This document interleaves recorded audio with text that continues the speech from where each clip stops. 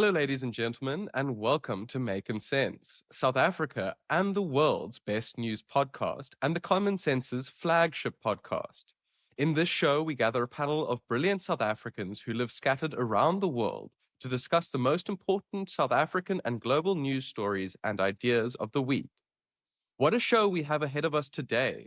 We're going to be talking about Motsepe's presidential run, the Department of International Relations versus the new US ambassador, an Asian fraud scandal with a South African twist, venture capital in Africa, the terrorist attack in New York, and the Green Party in the UK. Before we get to any of that, though, let me introduce you to our panel of brilliant South Africans from across the globe. Joining us from Bremen, Germany, the director of the Bremen Democracy Research Group, the brainiac of Bremen, James Myburgh. Hopping across the Atlantic to Washington, D.C., we are joined by the director of the Yorktown Foundation for Freedom, the whiz of Washington Heights, Richard Tren. Staying in America, he is the Common Sense's international and markets correspondent, the intellect of Islington, Simon Lincoln Reader. From there, we head to Johannesburg with the Common Sense's Washington correspondent. She is the polymath of Paris, Raina Opperman.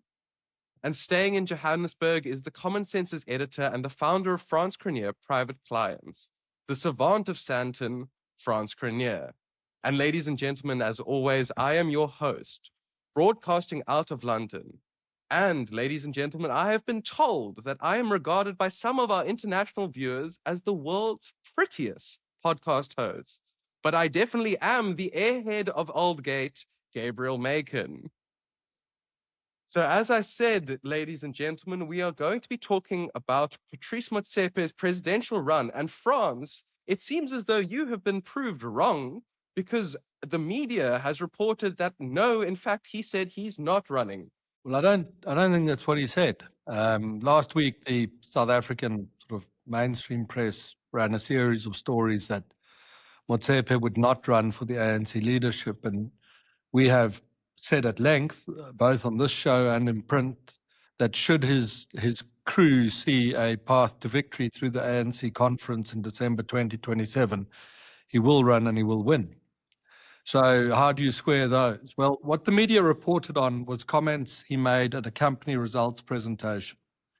And what occurred there is the question was put to him, will you sort of be the ANC's next leader? Now, immediately, there are two problems that emerge. One is, this is a company results presentation. And should he have said yes, it would have thrown all of that out the window and it would have become a political platform.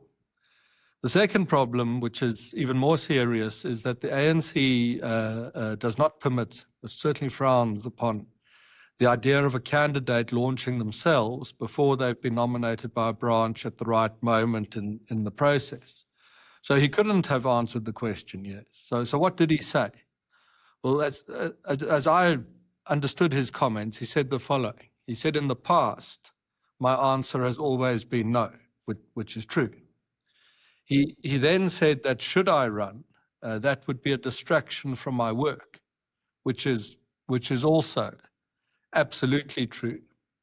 He also said that he's not involved in narrow campaign activities, such as, I think the example was made of funding the handout of party-branded hats, which I'm sure is equally true.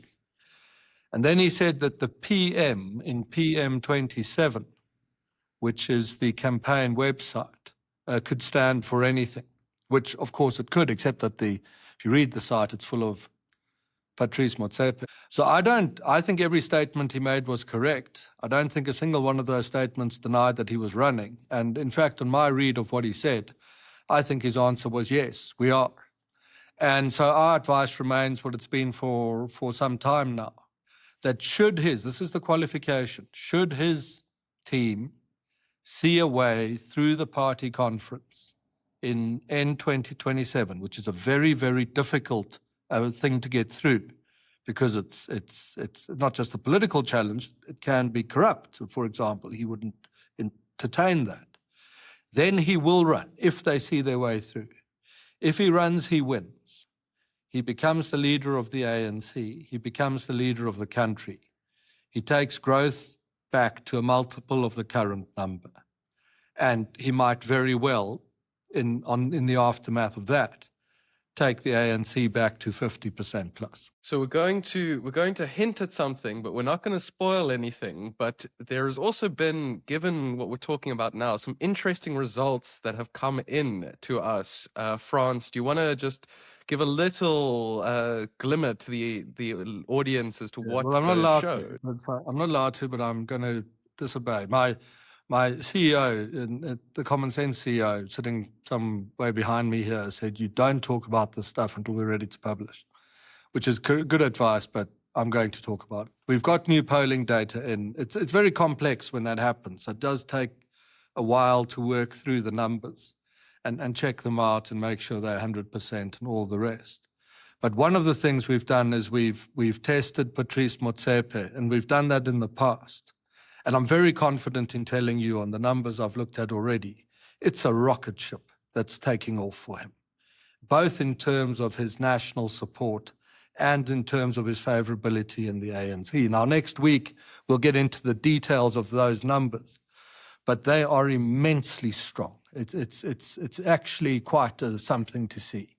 And so strong, in fact, that I think on the strength of these numbers alone, it would be suicidal for the ANC to go with anyone else. The numbers are definitive, and they make the case. But more on that in the next installment. Gabriel, and sorry to my CEO behind me here, I've disobeyed. And I think what will be proved right by those numbers was an argument you made in the first episode we talked about Patrice Motsepe, which is now that there has been even some speculation about him running, the prospect of that run seems to draw more and more positive sentiment towards it. Yeah, if it's this strong when there's not even an official campaign, wow, you put a serious campaign behind this, it's going to take off. I mean, it's massive for them. If they want to get back. I mean, we've been going around saying they can get back to 50. And often the audiences are incredulous. But we've been there before. Remember, we once said they're going to go below 50. And the audiences were also incredulous. And you can understand that. There's a sort of short-term bias, short-term trend lines. There's an instinctive feeling that they must be useful for long-term prediction. The fact is they aren't, often. And in the very same way that a lot of observers who perhaps didn't pay close enough attention were surprised when the ANC went under 50.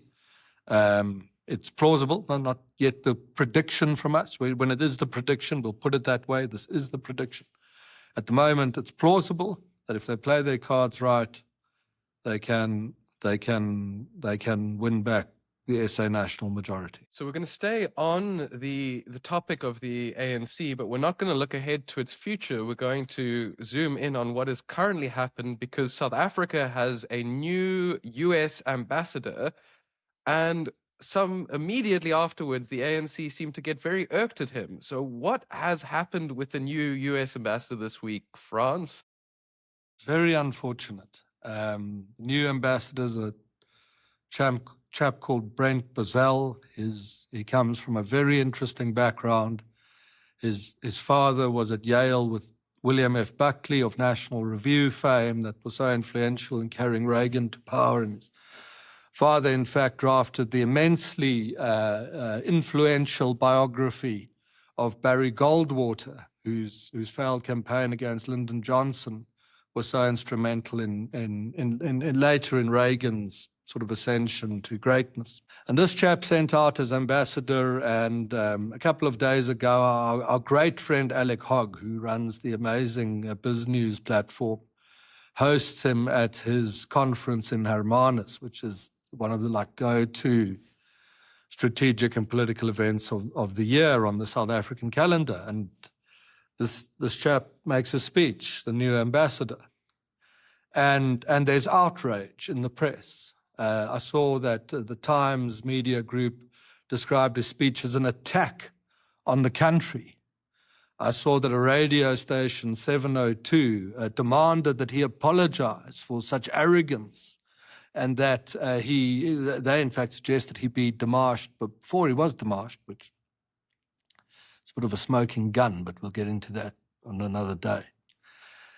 And if you were a normal member of the public sort of looking, you might think, what a dreadful person, what had he done? But let me quote for you what he said. This is from his remarks. Make up your own mind. South Africa matters to Washington. President Trump values the relationship with South Africa and considers it among the top 10 countries in terms of importance. The United States stands ready to be a partner in that work. We believe the US-South Africa partnership has great untapped potential. South Africa is a nation of immense potential, immense complexity, and immense importance, not only on this continent, but around the globe. Though I've only recently arrived, I've begun to experience the richness and complexity of this remarkable country. I've been struck by something equally powerful, the dynamism of this country, its entrepreneurs, its innovators, its young people, its deep reservoir of talent, ambition, and confidence. When I came here, I was not looking to have a fight. I came to find ways that our countries can come back to the table and proceed. We want partners who also dream great dreams. And that's South Africa's signature. Let's do all in our power to make our relationship prosper and thrive. And he went on and on and on in a similar tenor. And the reaction was barely concealed loathing from the mainstream press and the South African government. Simon? Yeah, I think we've said it before. By the way, I like that guy. He looks like a Beach Boy. Have you seen it? Like, if you look at the Beach Boy album covers of the 70s and the 80s, he looks like that. And I just want to emphasize a point that we've made before. All of the other American ambassadors that we've had to South Africa in the last decade have been, in the last 2 decades, have been Europeans. This guy's a conservative, and the South African media better get on the page that these guys think differently. Just a comment. Back to you, Gabriel. So you say that he was met with like loathing France by the press, and that's also true, but he's also been handed a démarche, which I'm not sure what that is. Can you just take us through what that response is? Well, that's, the press responds with this very hostile stuff. And the South African government, hot on the heels of this, or vice versa, I think it was vice versa in the main, issues him with a démarche. Now, that is a sanction that a country can apply to a diplomat. It's arguably the most serious sanction you can apply to a diplomat short of that diplomat's expulsion. And what it really is to say is that your behavior has been so abhorrent that we are calling you in to warn you that it's unacceptable. And if you carry on like this, then, very, very well, an expulsion might follow. And so if you're listening to the story, you might wonder, well, how the hell did this happen? I mean, if I'm quoting the chap correctly, on what grounds might he have then been démarched? And those grounds were entirely contrived. I wasn't at Alex's event, but apparently he was asked a question from the audience about the murderous chant, "Kill the Boer." And he said that chant is hate speech, regardless of what the South African courts say. South Africa's courts have found that it's not hate speech. And this is what was seized upon, it seems, to say that he has no respect for the courts. Someone asked me, should he have said that or should he not? And I said it's entirely irrelevant. It was planned before the fact that they were going to go after this guy and drag him down and contrive a reason to do that, regardless of what that reason was. And he's right too, of course. It is hate speech, regardless of what the court's found. And you can say that. That's not a treasonous statement. You disagree with the court, thought they got it very badly wrong. Here we certainly believe that. And you know what else? 75% of South Africans believe that, because SRF polls show that that's the share of the country's population that believes chanting "kill the Boer" is abhorrent hate speech and shouldn't be allowed or permitted or chanted at all. And so this was seized upon, and the foreign minister went on, as South Africa's yesterday afternoon, in a very confused media address, to suggest that as a consequence of this, it appears this is what he suggested, the man threatened the unity, sovereignty, and stability of the country, and that would not be tolerated. So that's the how. Well, when I said at the beginning of this chat how unfortunate this was, I mean, this was an olive branch, Gabriel. This guy came out and said, "You're great. President Trump thinks you're great. Not just great, you're in his top 10." And I believe that is what President Trump thinks. South Africa is more important than South Africans often realize. We want to do a deal with you. And the response is, we're going to call you in and tell you, if you behave like this again, it's out with you. Frans, is this just some kind of rather pathetic way of getting back for Ibrahim Rasool being made, was it persona non grata? I mean, I think Ibrahim Rasool was treated that way with good reason, but is this just a sort of tit for tat thing? I think to a certain extent, it's almost exactly a year ago, I think, that America expelled South Africa's ambassador, Rasool, for things that he had said, although those weren't overwhelmingly positive statements about the relationship between the two countries. So I think it's partly that, but I think it's something else, Richard, and something much more important. South Africa is now in a very small minority of countries that has not been able to strike a trade or investment pact with the United States. And more questions are being asked, as even American adversaries get something right. More and more questions are being asked about how is this possible? And those are questions the South Africans don't want to face, because the answers lead to very uncomfortable places. And so they are under increasing pressure to create the sense that the Americans are vastly hostile. And they were going to do this before Bozzell delivered his speech, regardless of what he said. Perhaps they weren't, weren't prepared for quite how positive his remarks were. But they were going to do this regardless, to try and create a sense in the South African public mind and amongst corporates and the like, that the reason there's no deal is because the Americans are complete savages. They hate us. They are out to sabotage us, undermine us, sink our sovereignty.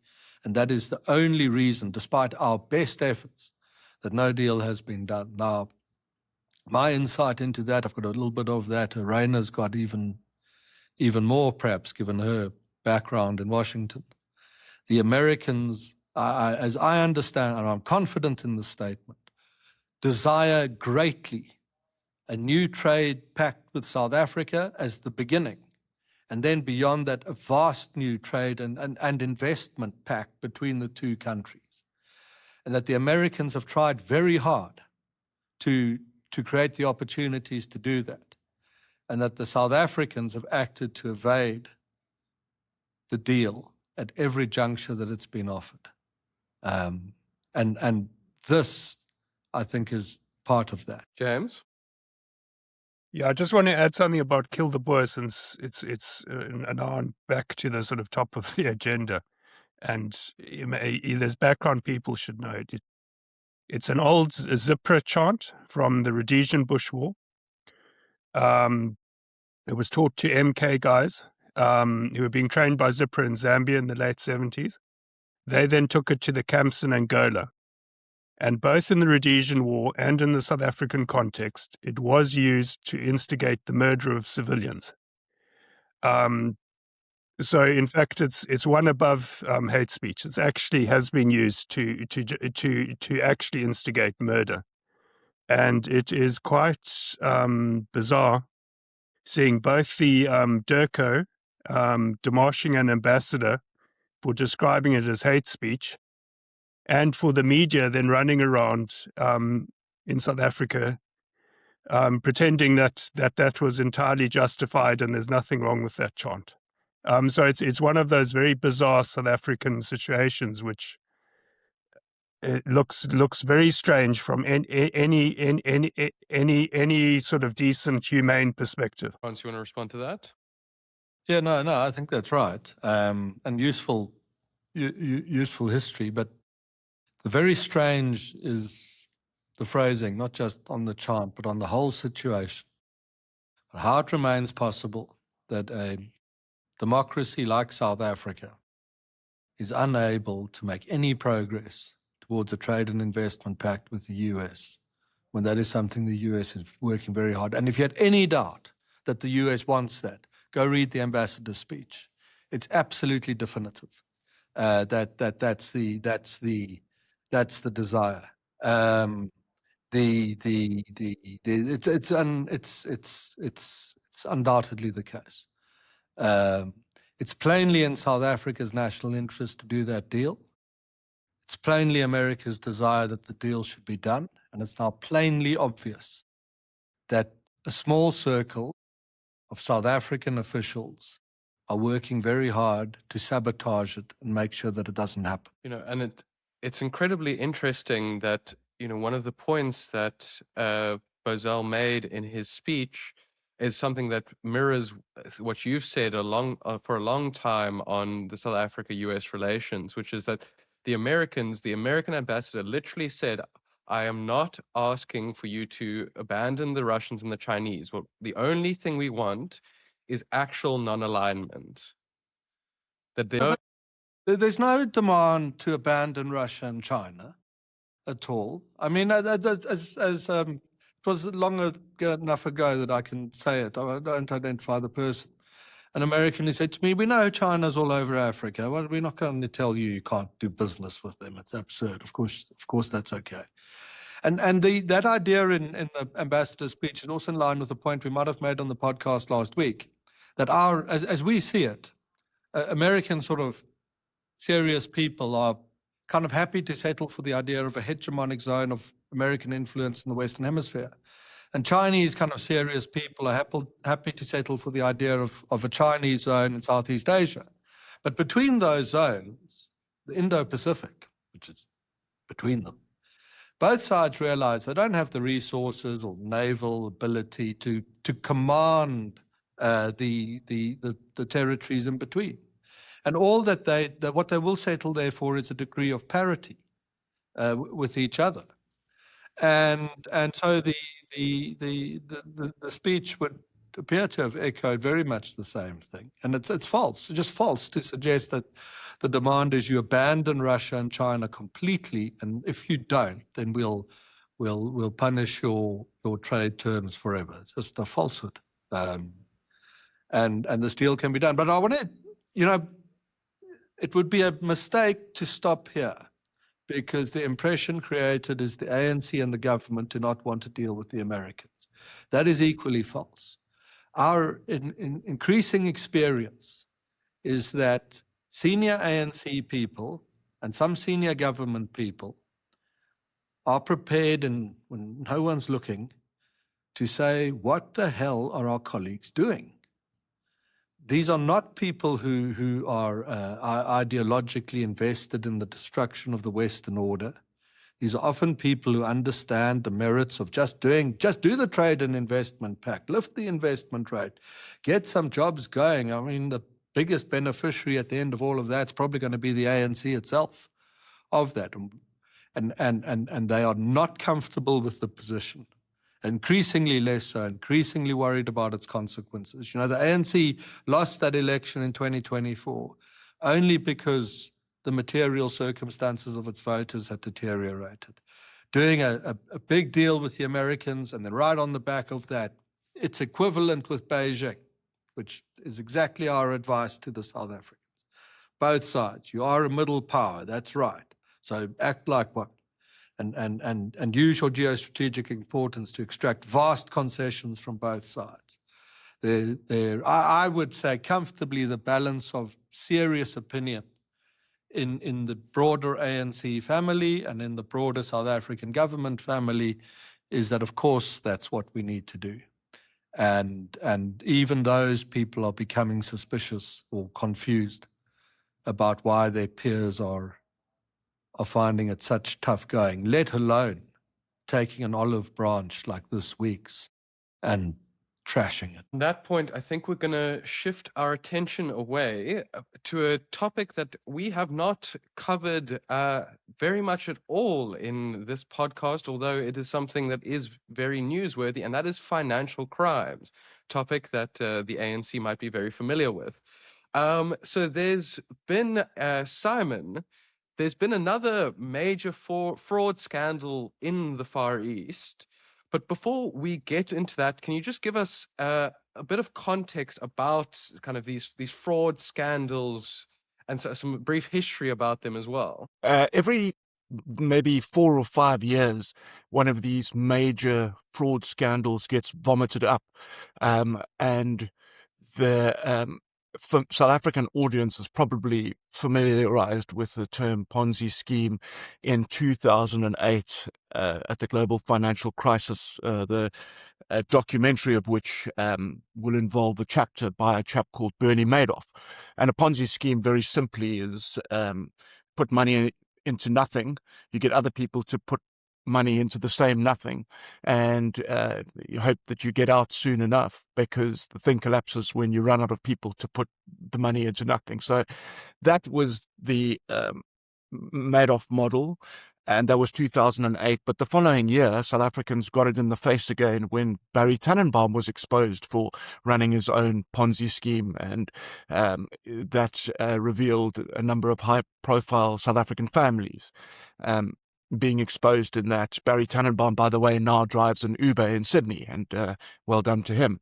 In the context of South Africa, we had in recent years the BH Trust, which was run by a guy called Craig Warrener, who raised from over 1,000 investors, I think 2.9 billion rand, and only legitimately traded, I think, 280 million of that, and used the rest to lavish himself with private jets and so on. And he's been shooting his mouth off in Sun City to his cellmate, and he's apparently still trading from there. He's sentenced to 25 years in jail. The way South Africa works is that he'll walk in 4 or 5 with good behavior, possibly. But I think, Gabriel, in the last 10 years, or let's go 15 years, the major scandal in the world erupted, financial scandal erupted out of Malaysia. And that was the 1MDB, the One Malaysia Development Berhad, which was a fund initiated by the Prime Minister of Malaysia at the time, a guy called Razak. And he raised, with the help of Goldman Sachs, $11 billion. Goldman Sachs got 600 million, well above market rates for their involvement there. But basically what happened was that they've got all this money, and then along comes a guy called Jolo, and he's got aspirations to hang out with celebrities, and he takes the money and he buys boats, and he funds the film The Wolf of Wall Street. That film was produced with that cash, and everything went belly up. It resulted in Razak, the former Prime Minister of Malaysia, being charged and having his assets seized, and subsequently he lost an election. And very influential in exposing that story was the sister of the former Prime Minister of the United Kingdom, Gordon Brown, and she authored something called the Sarawak Report, which looks at the origins of how this came to be. And now, premiering on the Common Sense, we have another scandal that has vomited itself up, but this is an unusual one. Gabriel. Yeah, so Simon, please don't hold us in suspense. What is this new scandal? Okay, first, let me caveat this, give me context. If you're a fraudster, and you shouldn't be because it's disgusting, okay, but if you are, then the game is up when two groups of people go after you. The first are Bloomberg reporters, because they are data scientists. They're not like our useless, hysterical, neurotic journalists. They're serious people. The other group is a duo called Tom Wright and Bradley Hope, and they documented J-Lo in a book called $1 Billion Whale, and they are on the case now. And this is unusual, Gabriel, because the fraudster, alleged fraudster, is a South African, but it's even more unusual because he went to Bishops. And it's even more unusual because he was in my year. But Gabriel, this is what Bishops is, okay? This is, so forget your modeling career, your hand or your foot modeling. This is actually what this is not Sasha Feinberg's Ngoma Zulu, half black, half white. This is really what Bishops is about. He was in my year. I can't really remember too much about him. But my former business partner was his colleague in computer science. Yeah, computer science. But I just want to give you to read out an email that I got sent from a Thai journalist, and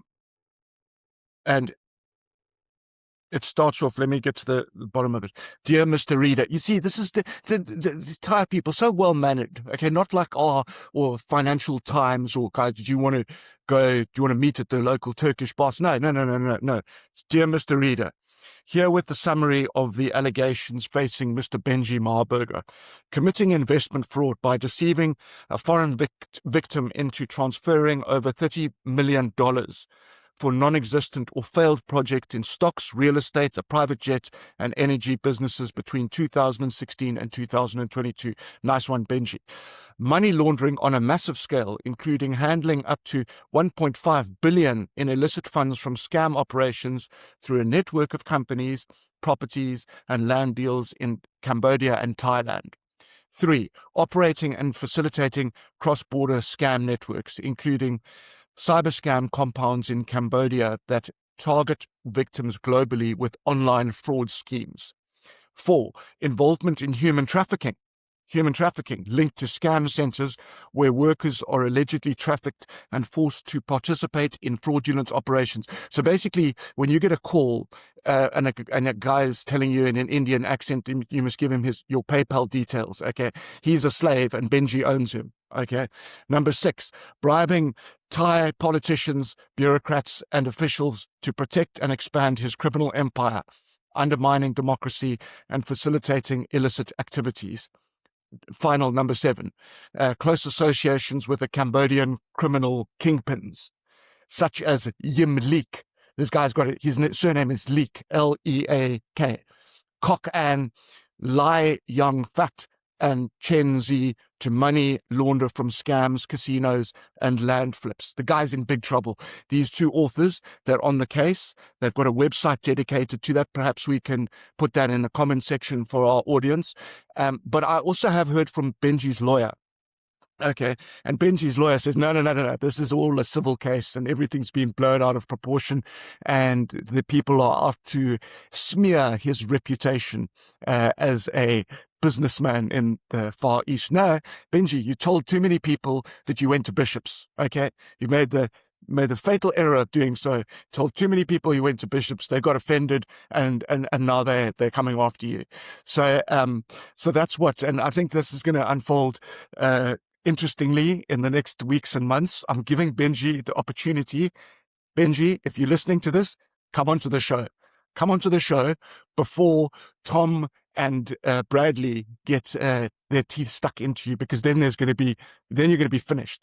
At least come onto the show. We'll ask you a couple of questions. He's apparently in either the Seychelles or Dubai, which is where most of the guys go, Dubai. But that's the current status of it. But the guys are after him. He went to Bishops. Thank you for representing us. Because that's what we really are, Gabriel. Don't get any illusions of this other stuff. I can see France is just gleefully waiting to come in on this. You two Bishops boys claim such distinguished alumni, but I've got one up on you, because Salim Essa of Gupta fame, he was my classmate and we even learned to scuba dive together. So I think I can beat that, and I don't know if anyone else has. Raina went to a proper school; she wouldn't be in this competition. But the rest of us were at school with degenerates, it seems. That's my comment, Gabriel. Now, Simon, I just want to ask you a last question on this, which is you've detailed all of these kind of the allegations of what he was involved in, but in our communications, you've said that some things have already started to unravel for Benji. Can you just take us through like where the like kind of legal proceedings against him are, maybe? Well, they're peripheral in the sense that associates and colleagues, including politicians, have been arrested. He has not been collared yet, but when when people around you start appearing in front of judges, and do you know how they do it in Thailand? It's not pleasant. Okay, if they get a foreigner is charged with something, and all the police stand around him like he sits at a desk, and then there's like a line of police that stand behind him.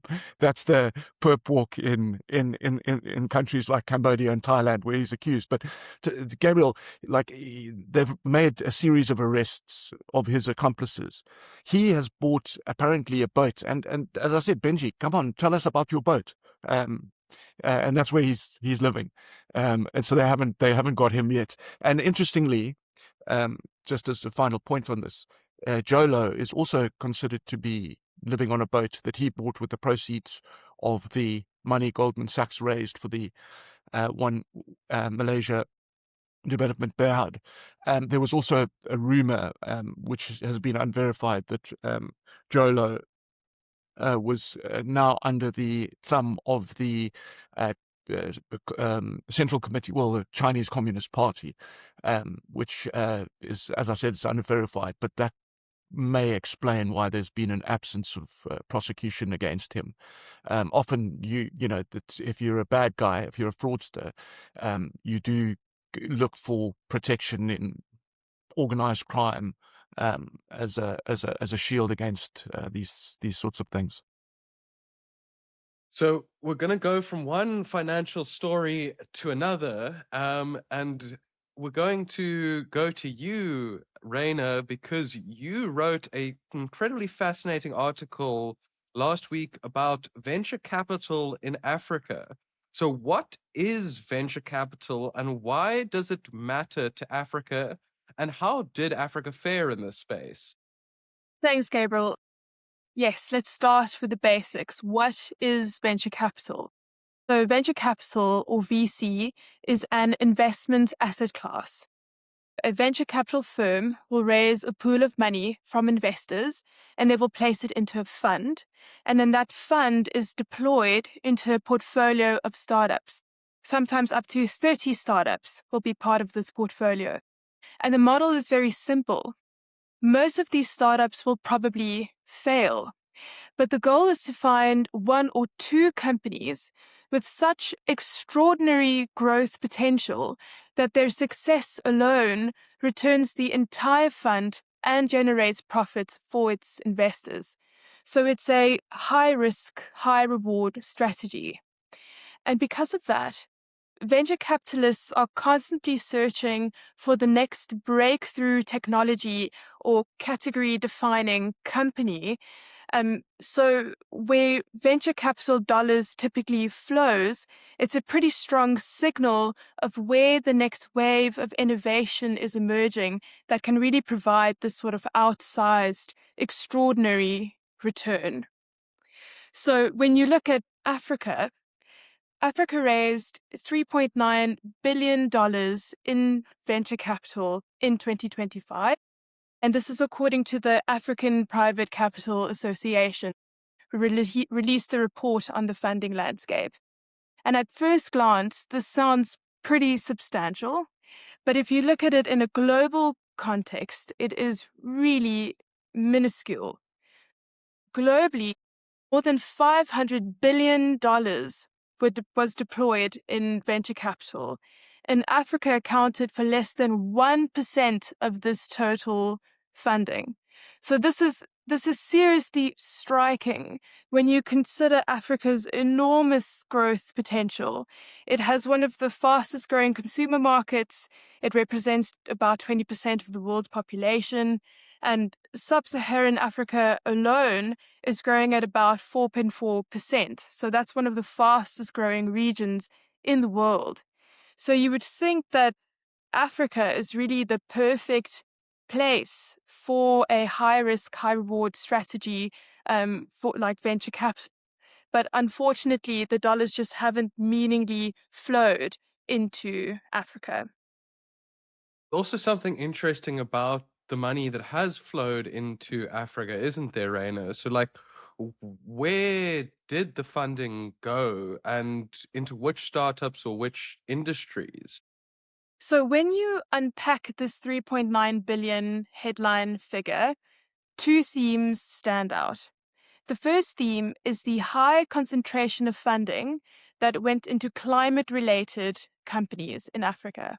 So around 40% of the funding, that's roughly $1.5 billion, went into climate-focused businesses. And when you look closely at who are funding these deals, a very clear pattern emerges. And it's two investors that one can look at. The first investor is what you call a DFI. So this is a Western development finance institution. So typically these are Western ones that are investing in Africa in these climate-related companies. And so a DFI is essentially a fund that's created by a Western government to invest in emerging markets. And then the second investor that you see quite prominently is a Western-backed impact fund. So these are private funds whose mandates are explicitly to invest in social or environment outcomes rather than a pure financial return. And so these institutions are not traditional venture capital. Their funding is aligned with climate policies, commitments, and aid objectives and ESG mandates. And significantly, when you look at how money that's deployed from a DFI is structured, it's mostly debt. It's not equity, which means that these DFIs are loaning money to startups. They're not investing into a startup and taking an equity stake in the startup. So these startups need to pay back these funds eventually. So essentially what you are seeing is not, typical venture capital investment. It's climate aid that they've dressed as venture capital. And so this brings me to the second theme, which is the rise of venture debt in Africa. So almost half of all venture capital raised in Africa was about $1.8 billion was debt rather than equity. So again, these are loans into startups. And this matters because equity funding on the continent has been declining since 2021. So while the total venture capital funding amount did increase slightly from 2024, that increase was entirely driven by debt, which was masking a weakening equity market. So to illustrate this point, there was about 8 mega deals in 2025. So these are deals that are $50 million and above, and 6 of them were debt funded. And I'd like to highlight one deal that captures this climate and debt funding pattern quite well. So there's a company called Sun King. They're a pay-as-you-go solar provider. They make a series of solar products like solar lanterns and lights and cell phones, etc. And they've raised $156 million in debt financing. And the UK government's Development Finance Institution, so BII, provided about a $20 million loan as part of this debt structure. So Sun King is a mature, capital-intensive infrastructure business that has largely pivoted from equity investments to a very heavy reliance on debt. So they're not your typical asset-light software startup chasing a unicorn status that you would typically see in venture capital. So this pattern repeats quite frequently across all the mega deals as well as the climate-related deals. And these are companies that are focusing on electric scooters, clean cooking stoves, and off-grid solar lanterns. This is sort of the products that they're looking at. And this is really not how venture capital works in advanced economies. Typically, venture capital will back a high-risk, scalable business with the potential to disrupt markets and create entirely new industries, and then again generate this outsized financial return. So in conclusion, this $3.9 billion figure deserves some scrutiny, because I think if you were to strip the DFI and impact, fund-related investment out of it, the genuine number that will emerge will be much, much smaller.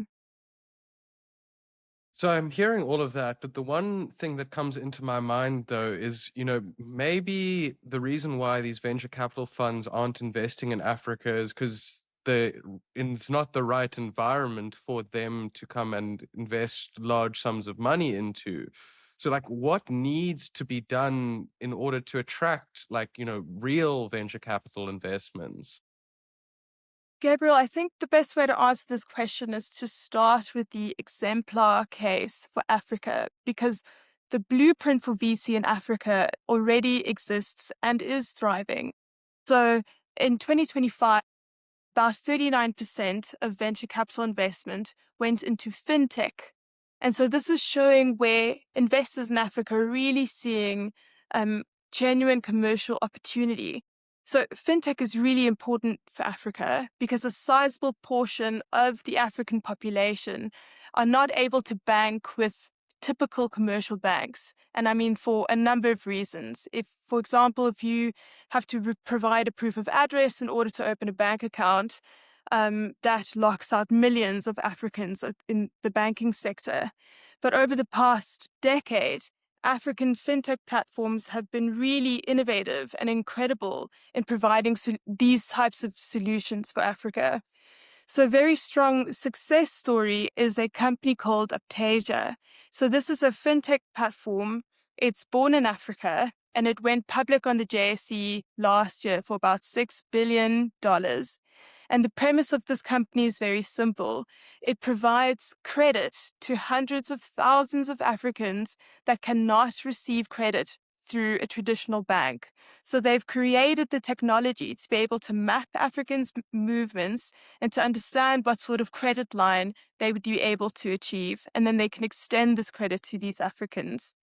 So this is a company that's scaled across Africa, the Middle East, and Asia, reaching, again, millions of customers. And it's demonstrated that you can have an African-rooted fintech business that can achieve profitability and global growth. So this is the sort of kind of scalable technology and model that attracts private capital. So it is possible in Africa, and it is happening in Africa. So my answer would be there has to be a mindset shift in Africa. The continent can't be seen as the world's aid project anymore. There are companies here that are creating enormous value already. There are incredible founders in Africa. And so real VC needs to be applied to Africa. And you need to find the founders that are doing this properly. And especially in the age of AI, I mean, unprecedented amounts of dollars are going into AI innovations everywhere in the world except for Africa. We're largely not involved in this wave of innovation, but I'm sure that there are dozens of founders on the continent that can jump into this wave.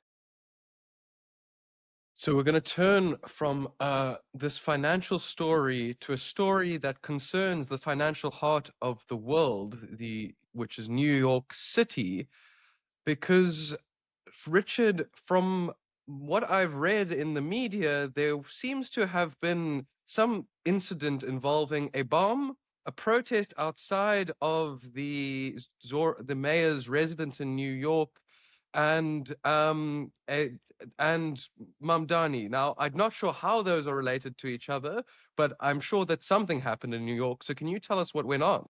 Something did, and just before I carry on, we just had a power cut here. So I don't know if you can still see me. For some reason, my microphone stopped working, so I'm using these. I hope you can still hear me okay.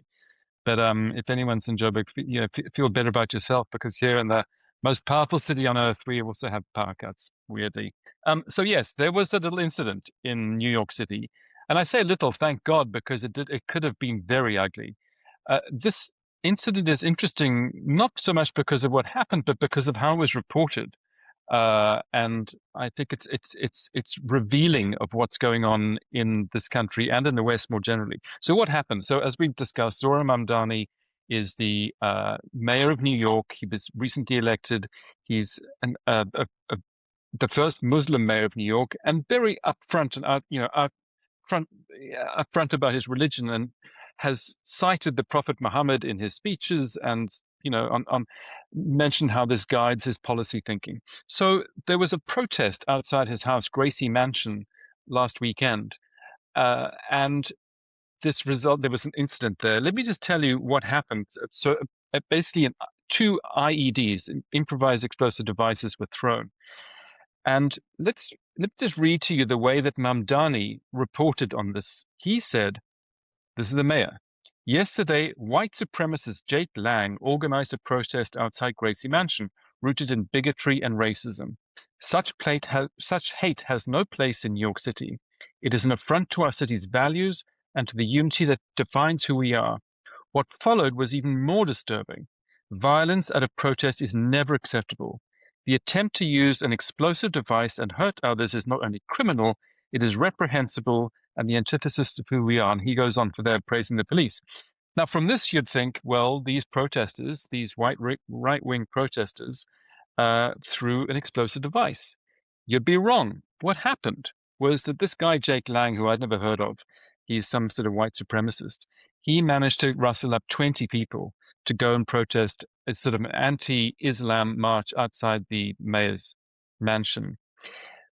There was a counter protest. About 150 people were there defending the mayor and counter protesting against the white supremacists. So I think it was about an 8-to-1 ratio of protesters to counter protesters. Then two Muslim teenagers whose names are Emir Balat and Ibrahim Kayumi. They both are born in America from affluent families. They both come from wealthy families. They came up from Pennsylvania. And they were the ones who threw these IEDs. They made these homemade devices. They apparently, inspired by ISIS, learned online how to make homemade bombs and threw them at the 20 or so white supremacists. Thank God the devices didn't go out. They also shouted Allah Akbar. None of this is reported on by the mayor. And you wonder why. Is it... why doesn't he explain who was actually throwing the bombs and what they were saying?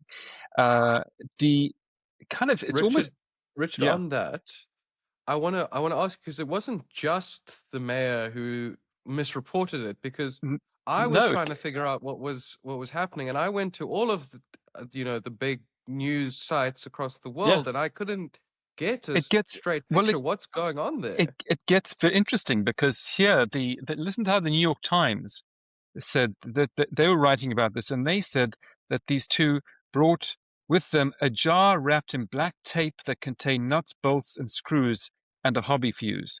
Like these kids might have left home and picked up a jar of peanut butter, but in fact they picked up a jar of nuts, bolts, and fuses. They just can't bring themselves to say bomb. That these guys learn. Then listen to how the CNN writes, two Pennsylvania teenagers crossed into New York City Saturday morning for what could have been a normal day, enjoying the city during abnormally warm weather. But in less than an hour, their lives would drastically change as the pair would be arrested for throwing homemade bombs during an anti-Muslim protest outside Zohran Mamdani's house.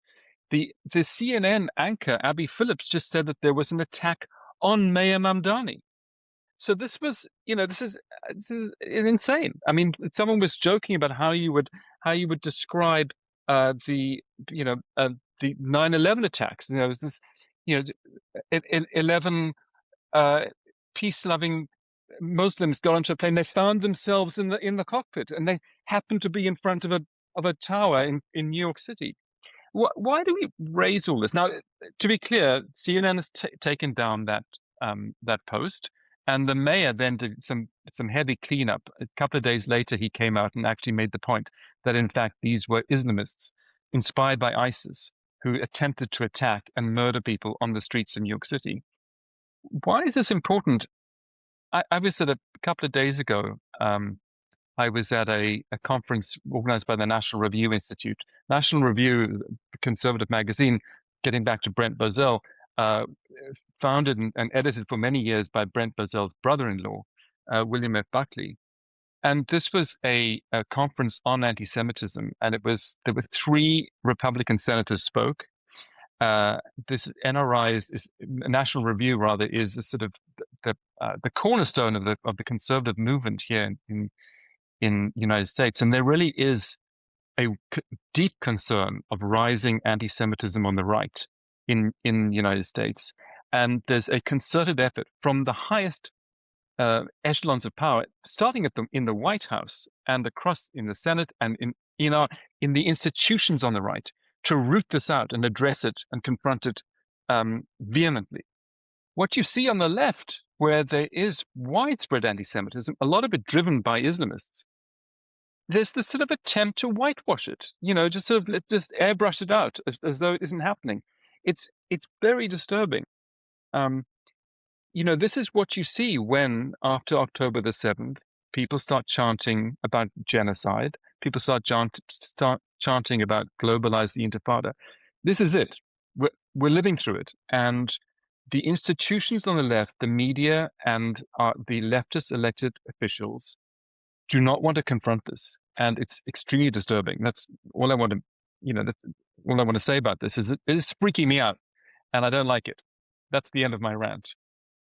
Simon? Yeah, so it's Richard, just to rewind your memory a bit. Do you recall in the summer of 2020 those very, very peaceful riots in America? Those just very gentle and tender riots, and there was a young a duo, a girl and a boy, and the girl actually was from Pakistan, but she was a practicing Muslim, and she said that she was so offended by racism and everything was so terrible, so she went and took a Molotov cocktail and threw it into a New York cop car. Do you remember that? So this is like a satirical history being satirical, because I predict to you that exactly the same thing is going to happen to those 2 guys, that when they get hauled in front of a judge, there's going to be some sob story about them being radicalized, and it's all the fault of the far right, and that it's all and this is you're right, but it's happening everywhere. It's happening everywhere. You saw this with the Boston bombers, the Boston Marathon bombers, the Tsarnaev brothers. They were given front page on Rolling Stone, showing them that these attractive guys, these very sympathetic coverage. Look at the coverage of this hideous man who he's actually turns out to be quite good looking, which is to his advantage.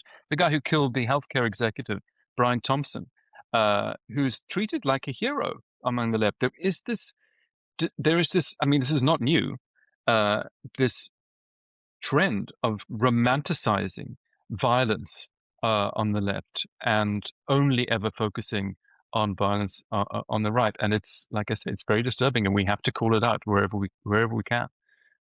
Thank goodness the New York City Police Department acted very swiftly, took these guys down, diffused the bombs. They also found a vehicle nearby that had explosive equipment in it.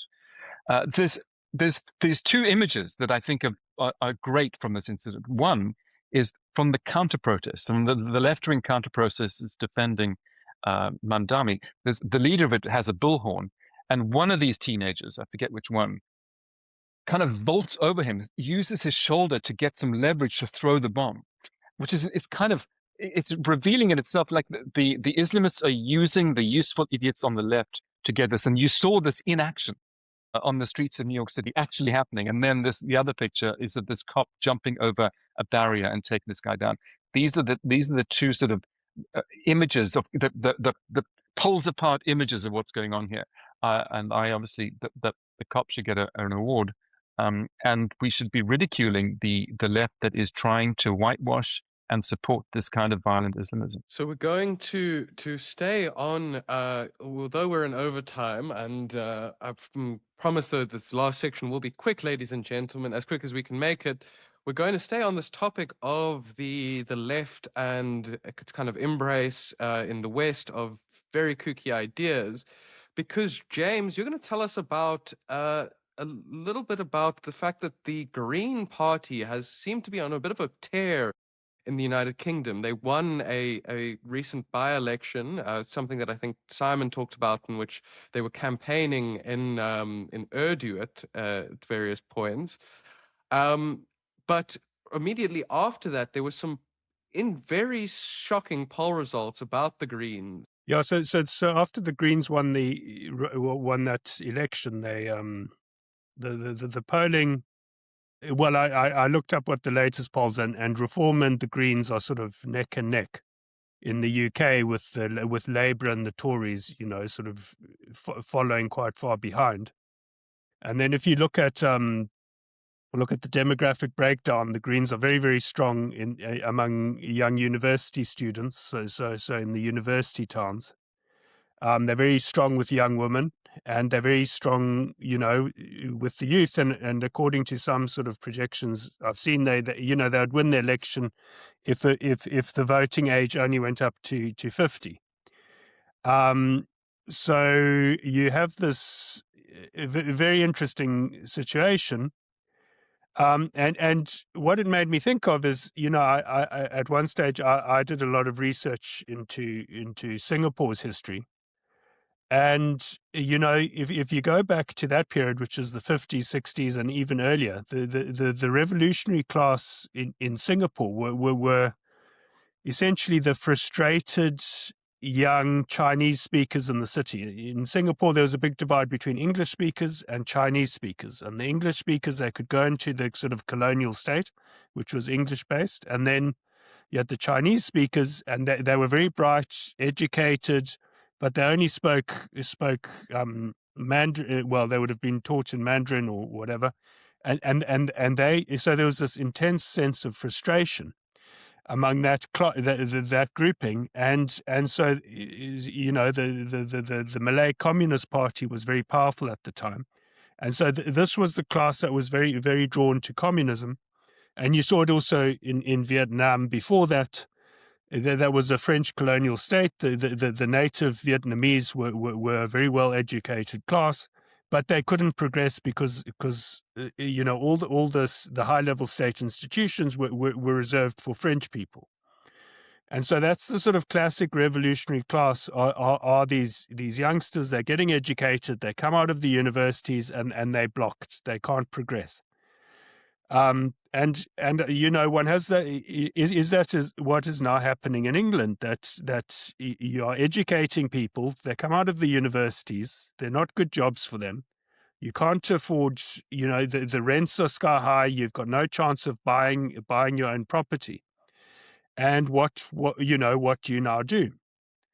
And the danger is that then these sort of Pied Piper figures come along, and they offer you these utopian solutions. And then if you look at what the Greens are offering, I think literally, apart from free university education, which I think's a legitimate, sort of class, but a legitimate sort of trade-off you can make. What do they offer? Decriminalize drugs, even more immigration, which will push up rents further. Even more aggressive net zero policies, closing the nuclear power stations, which will, suppress economic growth dramatically and make everyone poorer. So it's an agenda that sort of appeals to people's discontent, but at the same time, if it's implemented, will make the situation worse for everyone, and then you'll go into a sort of doom loop. And then the question that becomes, as it was in Singapore for Lee Kuan Yew and the People's Action Party, is how do you win the youth away from this sort of radical, destructive, revolutionary situation that suddenly emerges. So anyway, that was my take on it. Yeah, James, I mean, I quickly want to respond to that, and then I'll come to you, Simon, because, I've been living in London now for almost 2 years, and I think that you are seeing this very weird thing that has happened across the United Kingdom. So I think we'll preface this by stressing the kind of context here is that for 14 years, from 2010 to 2024, the UK was run by the Conservative Party under various prime ministers, David Cameron, Theresa May, Boris Johnson, Liz Truss, and Rishi Sunak. That 14 years coming out of the back of the global financial crisis did not see the Tories succeeding in recovering the UK economy particularly well, and so eventually enough popular anger builds up against them, and the Labour Party, who didn't really promise voters anything, managed to get in off the back of this intense frustration. Upon entering, we've talked at length about the many failures of this Labour government, but the biggest failure of all is their inability to lift growth, and the fact that every single month since they've been in office, the unemployment rate in the United Kingdom has risen. So you have now the two historic parties of the United Kingdom essentially being having their reputations destroyed. And so it seems that all legacy parties in the UK are therefore, banned. And what has come in its place is reform on the right and the Greens on the left. But as you point out, James, what seems to be undergirding this more than anything else is this extreme discontent amongst the disaffected youth. So you mentioned that there's various problems. I'll highlight even more. The universities in the United Kingdom are exorbitantly expensive. And so if you want to get a good education so that you could find a job in the competitive industries here, then you're going to, if you're a middle class person, take on tens of thousands of pounds, which is, hundred thousands of rands, close to millions of rands, in debt in order to be able to fund your university education. You then leave these universities, and because London is a financial capital of the world, and the universities are seen in such a great light, you have all of the world's talent being drawn into these places. So they're incredibly competitive job industries, but there's no new jobs being created because there's no economic growth. And so the places that people go with, degrees that might be a little bit less useful and coming out of these universities that have also been captured by hyper modern ideas, they then find themselves moved into the civil service. And essentially, you might actually, instead of having this revolutionary class coming from the outside of politics, and what you might be building in the United Kingdom now is a revolutionary class that isn't able to get access to, isn't able to buy a house, get on the housing ladder, isn't able to progress themselves in the private sector, and essentially capture the government from within to implement these hyper-modern ideas that they've been fed to in what they think are these world-class institutions. I'm going to come to you now, Simon, and then James, you can respond to that quickly, and then we've got a wrap. Just to emphasize a point that Raina made during her presentation, a word, pivot. And at the very best, James, at the very best, you can see the Greens as probably one of the most cynical moves ever, which is to repurpose from a party that cares about the environment, which is the description, to social justice, extreme social justice, but not just social justice, radical Islam social justice. And, that I think that's a point that must be emphasized in analysis of the Greens. Look at their campaigning. Look what they are trying to do. You have a very fractured society. And in addition to all this disillusioned young who can't find a job, and, we all sympathize with people in that position, they're also snookering the Muslim vote. And it'll be very interesting, James, to watch the Greens' reaction to the Home Secretary's announcement that she has effectively banned the traditional Al-Quds march, which is done annually in respect of Iran. Gabriel. James? Yeah, just to respond to Gabriel's point of the revolutionary class then becomes a regulatory class. So the classic, once a revolution has succeeded, that's your class that becomes a sort of bureaucratic bourgeoisie implementing some bizarre utopian sort of project, which gives them purpose, but can have a catastrophic effect on the rest of the society. But just not to push this on too long, but the question then becomes if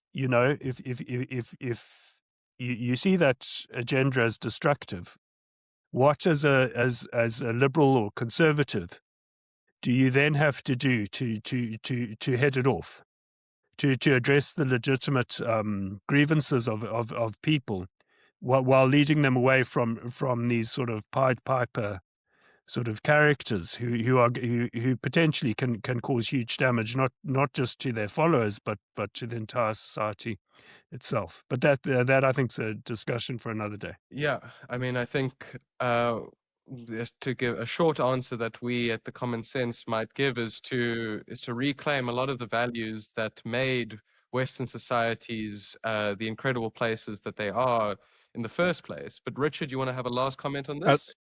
Yeah, last comment. Just people are drawn to environmentalism, to anti-Westernism, and of course to anti-Semitism, which you see on rise on both sides of disaffected youth. Can I just, before we end off, just something has been gnawing away at me that started with France's comments at the beginning about how good-looking Gabriel is. The kind of comments that we get from readers is all about Gabriel's good looks. A long time ago, I wrote something, and the only bit of fan mail I've ever received was from somebody who just didn't like what I wrote and said to me, "I consider my days blessed until I knew of your existence." This is the kind of injustice we're dealing with in the world, ladies and gentlemen, and I won't stand for it. I'm going to sulk off now. Goodbye. No. I'm going to spray that person with fentanyl-laced urine. You must just give me his address, Richard. Well, thank you, Richard. That feels like a great place to leave this week's episode. Before we go, though, I would like to take a moment to remind the ladies and gentlemen at home that the Common Sense has a website. On it, you can find articles that delve deeper into many of the topics we discussed today, as well as writing about a huge number of other topics from sport to culture to personal finance and economics. We make South Africa make sense. And using my powers as the producer, I'm going to shout out my brother's play yet again. The play is being held in Cape Town at the Fugard Theatre. It is called Gloves Off. Look up Gloves Off on Instagram and please buy tickets. It is wonderful. So let me give you a huge thank you to our brilliant panelists for their contributions this week. And thank you to you, the ladies and gentlemen at home, for tuning into this week's episode. Make sure to tune in again next week for another episode of South Africa and the world's best news podcast. I've been Gabriel Makin, and this has been Makin Sense.